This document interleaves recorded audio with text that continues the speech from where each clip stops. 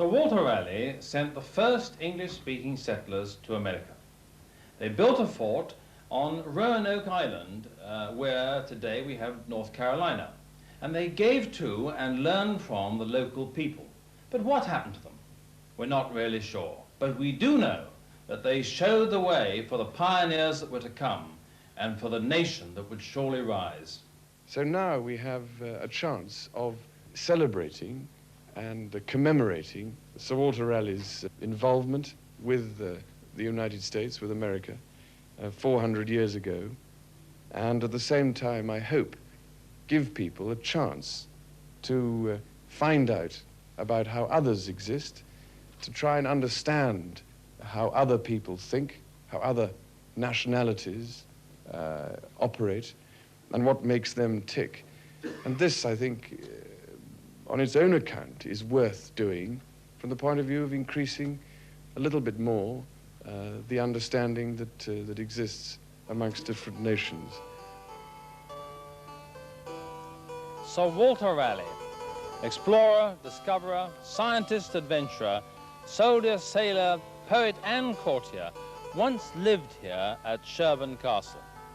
Supported by Queen Elizabeth I, he was the most daring spirit in an age of expanding horizons and discovery all around the world.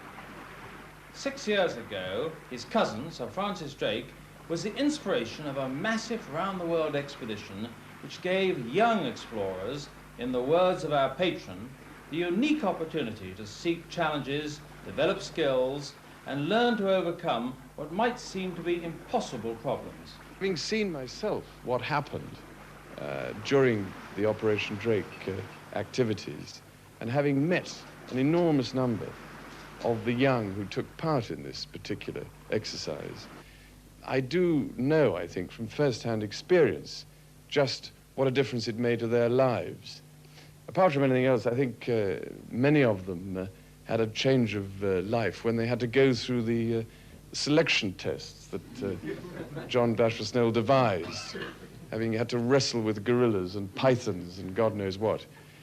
And if you actually survived that, even if you didn't get selected, I think that it must have turned you into a slightly different person.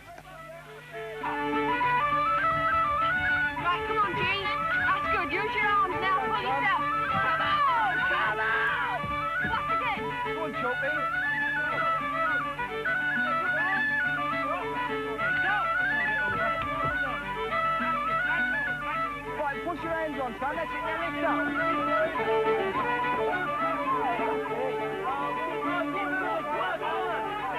Drop his belt. Right, push your hands on, son. That's it. Now lift up. Push him up. At the present moment, there are enormous numbers of young, regrettably, who cannot find jobs because of the present situation, and the numbers get bigger every day. If in some way an operation like this can give a chance to even what is estimated to be perhaps 1,500 young people on an operation like Raleigh,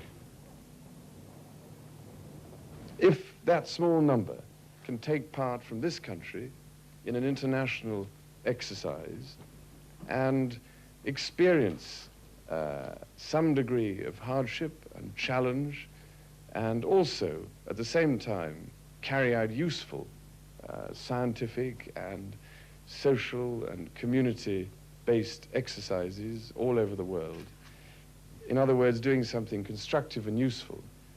I believe, and I know other people do, having seen it happen, that these young will come back feeling different about life, having an altogether more confident approach, I think, to the problems that they face in their own particular areas, in their own communities.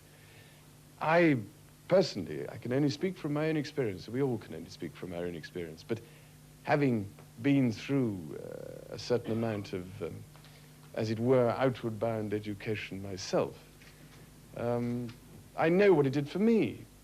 And damn it, if it can do it for me, I suspect the chances are fairly high. It might for one or two other people. During Operation Drake, there were 58,000 people who appeared. and wrestled with something or other. This time he expects perhaps 500,000 from this country alone, and perhaps 1.2 million or so from other countries throughout the world. So it is a larger concept. So this time we hope it will be even more effective and perhaps continue into the future with other operations to commemorate other great men who have inspired us. And that is what really matters, is a little bit of inspiration in an age when sometimes it tends to be lacking. Young people who are fit, compatible, can speak English and swim 500 yards are going to be selected to carry out community aid projects and scientific research. Now this is real exploration. From the huge numbers that we are expecting, we're going to select some 1,500 from Britain, 1,500 from America, and about 1,000 from the rest of the world, including Australia and New Zealand. They were going to take part in a 3-month expedition, and their work is going to be under very arduous and testing conditions under extremely difficult terrain. They're going to be based upon a flagship named Sir Walter Raleigh, and this is going to be the communications headquarters and also the Center for Marine Biological Research. And the route will take them from England across the Atlantic to North Carolina and then on to the Bahamas, Honduras, Costa Rica and Panama. South America, to the far Antarctic and across the Pacific to Australia. The route will then head back north to Indonesia, Japan and Hong Kong before expeditions in the Indian subcontinent and the Arab states. Africa will be the scene of more expeditions before the ship recrosses the Atlantic to North America and then back to England. Other vessels and sailing ships will join this voyage of discovery and human achievement when nations meet nations. The young venturers will discover the world and themselves, and they'll reach out for new horizons of hope and opportunity and return as young leaders to communicate and inspire. Venturers are sponsored by companies, charities and individuals. Do you know anyone between the ages of 17 and 24 who may be disadvantaged, disabled, or indeed a person with potential, a young employee perhaps, or a trainee, but someone who perhaps deserves some sort of reward and could put something back into life when they return home? We're going to record all this on sound and film so that sponsors who help us can see the value of their assistance and can get some idea what their generosity has achieved. I recognised a physical and mental limit in myself. I know now that I can push myself. I'm much more resilient than I thought I was. They will learn to reach into themselves as they reach out to others. They will dare to try to achieve. And those young, I hope, will go back to their own countries and remember what they learned and what they discovered.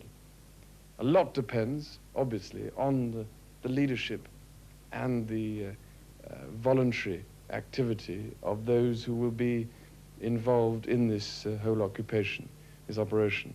And those, I think, are the people that we really need and really rely on. It's those who are prepared to give up their time and also to devote a great deal of energy to the whole thing. Without them, we wouldn't be able to do anything. And that, I think, is what really matters, is the few people who have the technique and the knack and the imagination to be, or to show leadership. That's what I think stirs things up and gets people to do things they wouldn't normally do. This is Sir Walter Raleigh's last will and testament. He wished that his works and inspiration should continue with us. As Queen Elizabeth I said to Sir Walter Raleigh, "If the heart fails thee, climb not at all."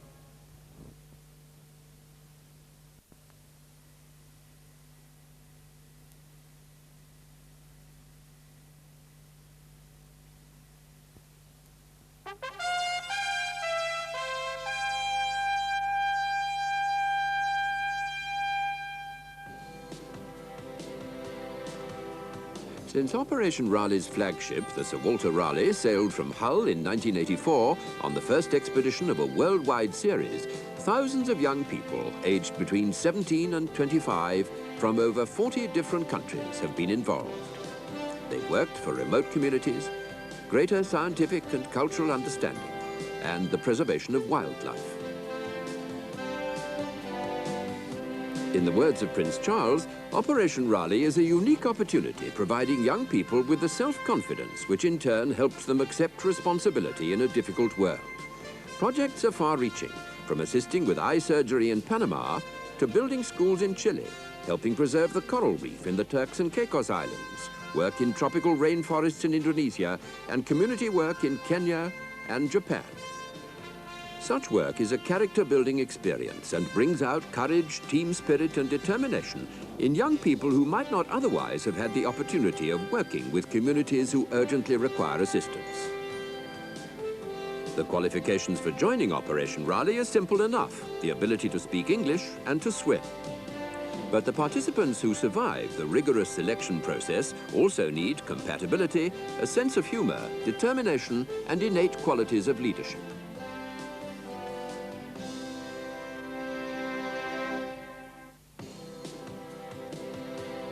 Operation Raleigh strives to generate a team spirit among young people from completely diverse backgrounds, cultures and countries. A good number come from both inner cities and remote rural communities. The achievements have been tremendous, but what are the plans for the next years and beyond? We should be going on, very much as we've done in the past, building on the tremendous success that there has been with the operation, taking young men and women from all over the world, aged 17 and 25, who are simply fit, compatible, can communicate and can swim, that's pretty necessary, and who've got this vital spark of leadership as well as being able to put service before themselves. And I feel very strongly that we need young leaders to communicate with young people. If you can get a young person to do it, who has developed his or her leadership capacity or her management skills, that I believe has got a much greater chance of communicating with the mass of other youngsters who are still out there and perhaps inspiring them with the same sort of pioneer spirit. And at the same time, developing in them a real interest in how to manage their own environment and their own lives back in their own countries. Operation Raleigh links in with a wide network of activities such as the Youth Training Scheme, disabled organisations, the Duke of Edinburgh's Award Scheme. And when venturers return home, they're encouraged to use their energy and enthusiasm to assist on local community projects. So far, over 40 Raleigh support groups have been formed. British industry has increasingly recognised the value of Operation Raleigh. British Steel traditionally and still depends on effective first-rate teamwork, and there is absolutely no better place than the Operation Raleigh experience to have it demonstrated how much more effective the team is than the individual. You learn to be a lot more tolerant of people. Not everybody is good at everything. In fact, nobody's good at everything. Everybody has a weak point and a strong point. And really learning to exploit that weak and strong point, I think, is the major objective of Operation Raleigh. To be more tolerant, certainly, of ideas and attitudes, and really to work with somebody for 3 months gives you an insight into their character and your character, which you would never ever get anywhere else. Operation Raleigh is perhaps a somewhat unique experience for young people in providing an international perspective. British Steel has always been and remains a major international manufacturer of steel. And of course, after 1992, that perspective will open up even further. In a work environment, certainly it's less of a problem for me to transfer between departments and become a lot more flexible. You tend not to worry about what time you get up, what time you've got to start work, finish work. You tend to put a lot more dedication into your work because you realise that, you know, the harder you work, the more you get out of something. We are traditionally a major employer sitting in what are regarded as still steel communities. We have a regard for the community at large, not just for our own employees. A significant proportion of our total sponsorship goes essentially to the children of those associated with the industry. We've been very encouraged by the benefits we see to the business and particularly, of course, the benefits to the young people. And as a result, we've been steadily increasing our level of sponsorship. And frankly, I mean, I see that as an ongoing process. As the value of Operation Raleigh to all young people is increasingly recognized, so too is the importance of improving their awareness of environmental issues and the help they can give in developing countries.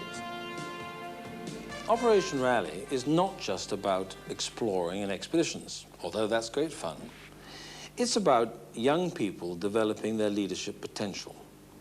And the important thing is what these young people do when they return home. It's the follow-up that counts. It is what these young people put back into their community that is the real value of Operation Raleigh. We're trying to help organizations like the Duke of Edinburgh's award scheme, which operates all around the world. We're trying to help in various communities, helping the disabled, the sick, the blind, the handicapped, helping children. And many of our young leaders who return also form their own expeditions and then take them overseas. Now, if we on Operation Raleigh can produce a few young leaders like that who can do something for the world, then I think we shall be living in a better place. Raleigh is no holiday. Projects will often demand resilience and motivation, but the challenge and experience has a profound effect on the lives of all who take part. Sometimes I felt that I could do things, but I didn't have the go in me to do it. Now, I know I can do those things, and I'm gonna do it. And that's the difference, and that's what Raleigh's done. A lot of my colleagues in work, I think, are quite envious of the fact that I went away because they see the pretty pictures, but really I've gained a lot more than a nice set of pictures because my ability to work with people now I think has been increased. There was times when I thought, sod this, you know, but I come through it, and I'm really pleased that I come through it. The only goal that I could get now is to get chosen to go to Australia. That'd be the mint. That'd be great. Y el Quijote justamente es el emblema de esa labor que ustedes están realizando, luchando contra los molinos de viento, que son precisamente las dificultades que hay que vencer en la vida para conseguir, en definitiva, la hermandad de nuestros pueblos. Creo que es el deseo de los pueblos latinos y creo que también es el deseo de todos los pueblos del mundo. Yo te hago entrega. Operation Raleigh is a unique opportunity for young people to develop themselves through worthwhile and exciting projects which offer their own sense of achievement. Apart from being an adventure in itself, it increases confidence and leadership skills and broadens their horizons. They learn a lot about themselves and working with others, whilst doing something of benefit to the community at large. Personally, I can only speak from my own experience. We all can only speak from our own experience. But having been through a certain amount of, as it were, outward bound education myself, I know what it did for me. And damn it, if it can do it for me, I suspect the chances are fairly high. It might for one or two other people.